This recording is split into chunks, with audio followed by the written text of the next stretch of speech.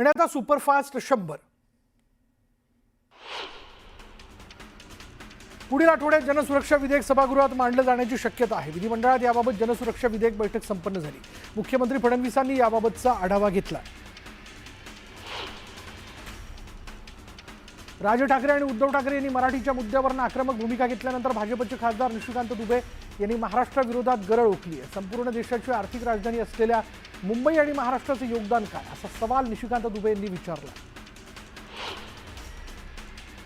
मनसे प्रमुख राज ठाकरे आणि ठाकरे गटाचे प्रमुख उद्धव ठाकरेंवर भाजपचे खासदार निशिकांत दुबे यांनी निशाणा साधला। हिंदी भाषकांना मारताय, उर्दू बोलणाऱ्यांना मारून दाखवा, असं आव्हान निशिकांत दुबे यांनी ठाकरे बंधूंना केलंय। आणि आम्ही मराठीचा सन्मान करतो, पण ही हुकुमशाही खपून घेणार नाही, असं निशिकांत दुबे यांनी म्हटलंय। आपल्या घरात कोणी सिंह असतो, तुमच्यात हिंमत असेल तर बिहार, तामिळनाडू, उत्तर प्रदेशात या, तुम्हाला दाखवून देऊ, महाराष्ट्राबाहेर या, तुम्हाला आपटून मारू, असं आव्हान निशिकांत दुबेंनी दिलंय। आता महानगरपालिकेच्या निवडणुकात म्हणून घाणेरडं राजकारण सुरू आहे, असा आरोप निशिकांत दुबेंनी केला। महाराष्ट्र आमच्या पैशांवर जगतो, तुम्ही कोणता टॅक्स आणता, तुमच्याकडे कारखाना नाही, उद्योग नाहीत किंवा खनिजाच्या खाणी नाहीत, सगळ्या खाणी झारखंड, छत्तीसगड, मध्य प्रदेश आणि ओडिसात आहेत, महाराष्ट्रात काय आहे, मग वरून आमचं शोषण करून दादागिरी करता, अशी गरळ निशिकांत दुबे यांनी ओकली आहे। भाजपच्या निशिकांत दुबेंना कोण ओळखतं? आम्ही कोणत्याही भाषेच्या विरोधात नाही, मात्र त्रिभाषा सक्ती केल्यास आम्ही सहन करणार नसल्याचं वक्तव्य उद्धव ठाकरेंनी केलं। तोडाफोडा आणि राज्य करा हे भाजपचं राजकारण असल्याचं वक्तव्य उद्धव ठाकरेंनी केलं। तर हेच मराठी भाषेचे मारेकरी असल्याचं म्हणत पहलगाम हल्ल्याची तुलना करणाऱ्या शेलारांवर उद्धव ठाकरेंनी टीका केली। महाराष्ट्र कोणाच्या तुकड्यांवर जगत नाही, मराठी माणसाचं जीडीपीत किती योगदान आहे हे सांगायची गरज नाही, आशिष शेलारांनी निशिकांत दुबेंच्या वक्तव्यावर पलटवार केला। भारतातील सर्वच भाषा या राष्ट्रभाषा आहेत। हिंदी मराठीच्या वादावर राष्ट्रीय स्वयंसेवक संघाने भूमिका जाहीर केली। राज्यात ओयो हॉटेलची साखळी वाढते। सुधीर मुनगंटीवारांनी विधानसभेत याबाबत मुद्दा मांडलाय। सुसंस्कृत राज्यात संस्कृतीचा ऱ्हास होत असल्याचं त्यांनी म्हटलंय। तर गृहराज्यमंत्र्यांनी ओयो हॉटेलचा अभ्यास करावा, अशी मागणी मुनगंटीवारांनी केली। मीरा भाईंदरमध्ये उद्याच्या मोर्चाला पोलिसांनी परवानगी नाकारली। मोर्चा काढला तर कारवाई करण्यात येणार आहे। सोशल मीडियावर पोस्ट करणाऱ्यांवरही पोलीस उपायुक्तांनी कडक कारवाईचा इशारा दिला। मनसे नेते अविनाश जाधव यांना मीरा भाईंदरमध्ये 1 दिवसाची बंदी घालण्यात आली आणि याबाबत पोलिसांनी त्यांना नोटीस दिली आहे। दरम्यान किती केसेस केल्या तरी मोर्चामध्ये जाण्याचा निर्धार जाधवांनी व्यक्त केला। मीरा भाईंदर शहरामध्ये मराठी हिंदी वादानंतर मराठी एकीकरण समितीने शहरात ठिकठिकाणी बॅनर लावले होते। हे बॅनर पालिकेने पोलिसांच्या उपस्थितीत काढून टाकले, त्यामुळे मराठी नागरिकांकडून संताप व्यक्त केला जातो। सप्टेंबरपर्यंत नवी मुंबई विमानतळाचा पहिला टप्पा सुरू होणार आहे। राज्याचे उद्योगमंत्री उदय सामंतांनी विधानसभेत याबाबत घोषणा केली। ठाण्यातील टेंभीनाका परिसरात उद्धव ठाकरेंना डिवचणारा बॅनर पालिका प्रशासनाने काढला। यावेळी युवा सेनेच्या कार्यकर्त्यांनी बॅनर काढण्यास विरोध केला, मात्र परवानगीविना बॅनर लावल्याचं म्हणत पालिकेने बॅनर काढला। पनवेलमध्ये खांदेश्वर रेल्वे स्टेशन समोर अवैध कबूतरखाना असल्याचं समोर आलं। यामुळे नागरिकांच्या आरोग्याला धोका निर्माण झालाय। तातडीनं कारवाई करण्याची मागणी नागरिकांनी केली। अमरनाथमध्ये धावत्या स्कूल व्हॅनमधून 3 विद्यार्थी रस्त्यावर कोसळले। 2 विद्यार्थ्यांना किरकोळ तर एका विद्यार्थ्याच्या डोक्याला मोठी दुखापत झाली। या प्रकरणात पोलिसांनी चालकाला ताब्यात घेतलं। मुंबई अहमदाबाद महामार्गावरील मुंबईकडे जाणारी वाहतूक ठप्प झाली। वर्सोवा परिसरात रस्ता दुरुस्तीचं काम सुरू असल्यानं वाहनांच्या लांबच लांब रांगा लागल्या। दरम्यान वाहनधारकांना नाहक त्रास सहन करावा लागतो। रायगडच्या अलिबागमध्ये पीएनपी नाट्यगृहाचं खासदार शरद पवार यांच्या हस्ते उद्घाटन करण्यात आलं आणि यामुळे रायगडमधील कलाकारांना मोठा फायदा होणार आहे। बदलापूर पश्चिमेच्या महावितरण कार्यालयात कर्मचारी ग्राहकांसोबत उद्धटपणे वागत असल्याचं समोर आलं। यामुळे ग्राहकांनी संताप व्यक्त केला। तातडीनं कर्मचाऱ्यांवर कारवाई करण्याची मागणी केली। यंदाच्या आषाढी वारीनं सर्व विक्रम मोडलेत। आषाढीच्या दिवशी पंढरीत 27 ते 28 लाख भाविकांनी गर्दी केली। एआयच्या साहाय्यानं केलेल्या मोजणीतून ही माहिती समोर आली। अमरावतीच्या सरोज टॉकीज परिसरात बॉम्ब ठेवल्याची धमकी देण्यात आली। अज्ञात व्यक्तीनं कंट्रोल रूमला फोन करून ही माहिती दिली होती। पोलिसांच्या तपासातून काहीच आढळलेलं नाही। दरम्यान परिसरात पोलीस बंदोबस्त वाढवण्यात आला। जालन्यात ठाकरेंच्या शिवसेनेनं आखे तो खोल स्वामी आंदोलन केलेलं आहे आणि नागरिकांच्या समस्या तातडीनं सोडवण्याची मागणी महापालिका प्रशासनाकडे करण्यात आली आहे.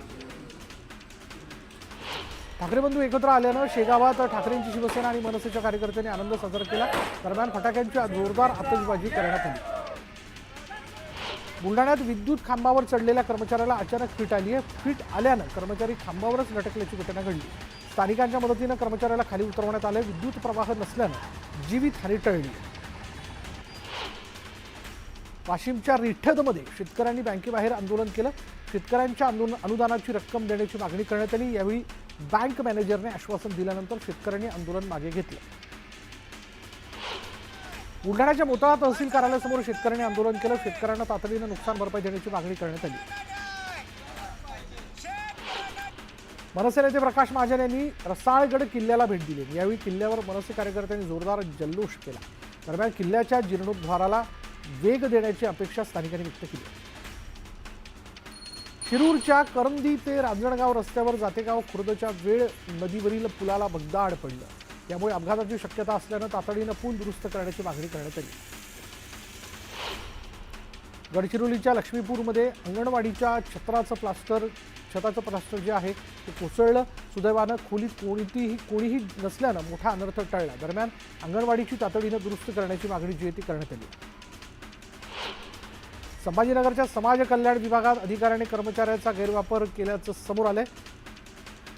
महिला अधिकाऱ्याने महिला कर्मचाऱ्याकडून मसाज करून घेतलाय आणि याचा व्हिडिओ जोरदार व्हायरल झालाय. दरम्यान कारवाई करण्याची मागणी जी ती करण्यात आली. प्रहारचे अध्यक्ष बच्चू कडूंनी आजपासून 7 दिवस पदयात्रेचं आयोजन केलं. पापडमधून सुरू होणाऱ्या या पदयात्रेचा यवतमाळच्या चिखलगावात समारोप होणार आहे. दरम्यान मोठ्या संख्येनं शेतकऱ्यांनी या पदयात्रेत सहभाग घेतला. नांदेड जिल्हाधिकारी कार्यालयासमोर गोपीचंद पडळकरांविरोधात ख्रिश्चन समाजाने आंदोलन केलं. पडळकर यांची आमदारकी रद्द करून त्यांच्यावर गुन्हा दाखल करावा अशी मागणी करण्यात आली. परभणीमध्ये शेतकऱ्यांनी शक्तीपीठ महामार्गाला विरोध केला. शेतकऱ्यांनी कुटुंबासह रस्त्यावर उतरत आंदोलन केलं. दरम्यान शक्तीपीठ महामार्गासाठी जमीन देणार नसल्याचा इशारा शेतकऱ्यांनी दिला. जालन्यात समृद्धी बाधित शेतकऱ्यांनी कोरड्या विहिरीत बसून आंदोलन केलं. तातडीनं जमिनीचा मोबदला देण्याची मागणी शेतकऱ्यांनी केली. मोबदला मिळेपर्यंत जमीन संपादित करू देणार नसल्याचा इशारा शेतकऱ्यांनी दिला. विदर्भ आणि मराठवाड्यातील गट सचिवांनी विविध मागण्यांकरता आंदोलन केलं. 110 दिवसांपासून थकीत असलेलं वेतन तातडीनं देण्याची मागणी करण्यात आली.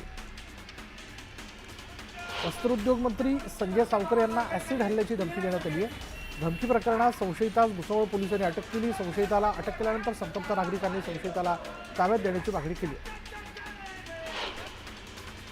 मुंबईच्या गोरेगाव पश्चिम परिसरात अभिमान मित्रपरिवार संस्थेकडून दिव्यांगांना धान्याचं वाटप करण्यात आलं. दृष्टी फाउंडेशन आणि दी असोसिएशन फॉर ब्लाइंड पीपल या संस्थेच्या 25 दिव्यांगांना धान्य वाटण्यात आलं.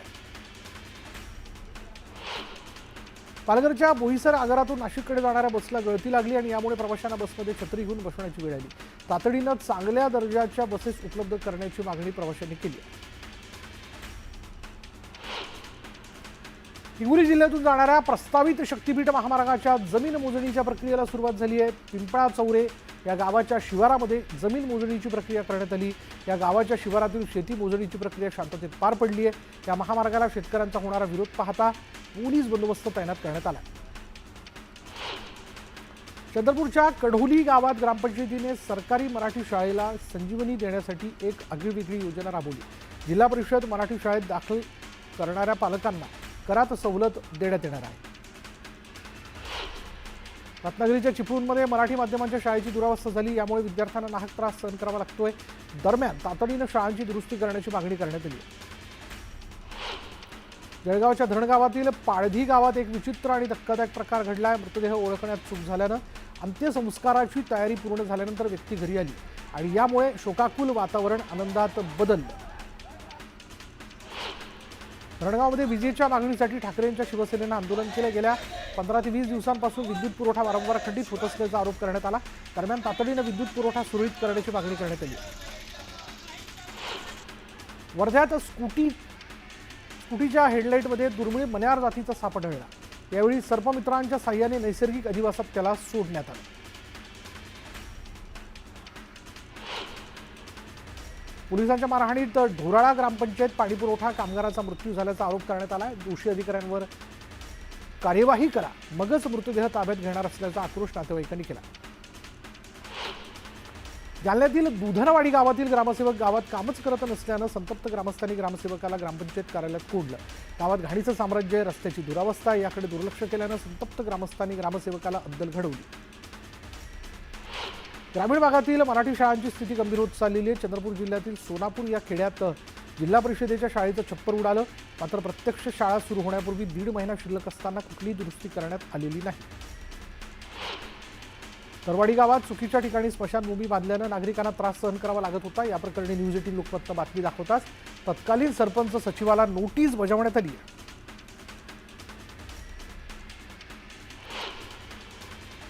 वेळ झाली आता ब्रेकची. ब्रेक घेऊयात. पहा फक्त न्यूज 18 लोकमत.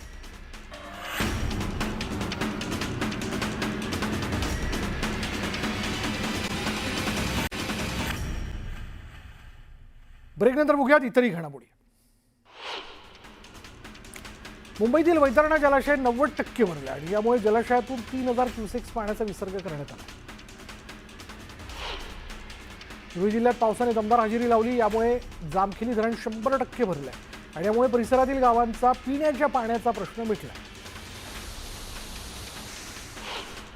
वाशिम जिल्ह्यात पावसाने जोरदार हजेरी लावली. पावसामुळे सखल भागात पाणी साचल्यानं नागरिकांची गैरसोय झाली आहे. दरम्यान पिकांचं नुकसान होणार असल्यानं शेतकऱ्यांनी चिंता व्यक्त केली आहे. बुलढाणा जिल्ह्यासह विदर्भातील काही जिल्ह्यात पावसाचा येलो अलर्ट देण्यात आलाय. पुढील 3 दिवस जोरदार पावसाचा इशारा देण्यात आला. अहिल्यानगर जिल्ह्यात पावसाने जोरदार हजेरी लावली आणि यामुळे भंडारदरा धरणातून पाण्याचा विसर्ग करण्यात आला आहे. दरीत कोसळत असलेल्या पाण्याचं विहंगम दृश्य बघण्याकरता पर्यटकांनी मोठी गर्दी केली. अहिल्यानगर जिल्ह्यातील निळवंडे आणि भंडारदरा धरण क्षेत्रात जोरदार पाऊस कोसळत असल्यानं दोन्ही धरणांचा पाणीसाठा झपाट्याने वाढतोय. भंडारदरा धरणापाठोपाठ निळवंडे धरणही 75% जास्त भरल्यानं प्रवरा नदीत 9000 क्युसेक्स वेगानं पाणी सोडण्यात आलं. नदीकाठच्या गावांना सतर्कतेचा इशारा देण्यात आला. सिंधुदुर्गात पावसाचा जोर वाढल्यानं धरणाच्या पाणलोट क्षेत्रातही मोठ्या प्रमाणात वाढ होताना दिसते. 8 लघु मध्यम पाटबंधारे प्रकल्प 100% भरले.